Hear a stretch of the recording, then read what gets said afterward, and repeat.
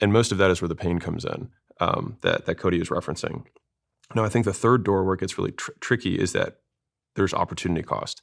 And I think this is where most entrepreneurs get trapped. And in some ways, rightfully so, because it's very, very hard to build a successful restaurant that's local. And if you want to be a trillionaire, it's probably not the way to do it. And so what happens is you develop skills, developing your first opportunity. You figure out how to do doggy toothbrushing. And you find out that people don't actually care as much about brushing their dog's teeth, but they do care about their dog having good breath and being, clean and groomed or whatever. And so you pivot a little bit, and then you're doing this thing, but then you have these big aspirations of being a trillionaire. And you're like, I don't know if I can turn this into being a trillionaire, but I did learn how to market. I did learn how to sell. I did learn how to manage. And then you think, okay, well, should I start an AI startup?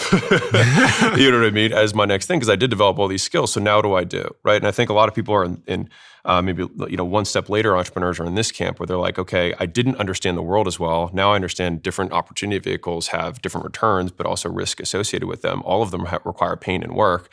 And so if pain is basically, I can only interpret pain as 1 to 10, and 10 out of 10 restaurant days will still suck as much as 10 out of 10 AI software days, but this one has $1 billion payout and this one has a $2 million payout. Well, if I'm going to suffer either way, I might as well do the thing that gets me the best return, which is good entrepreneurial thinking.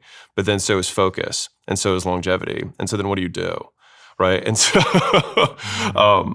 I just thought about that from a pain perspective, because you have a lot of times the pain happens from insufficient volume. Like you think that this business isn't working, but it's realized it's usually because you're not working enough. And when I say that, I mean doing enough in it. So it's like, hey, I knocked on 20 doors and no one wants this. It's like, well, obviously with 20 doors, you'll have no fucking idea if somebody wants it or not. It's like knock on 2,000, you'll probably get a better idea.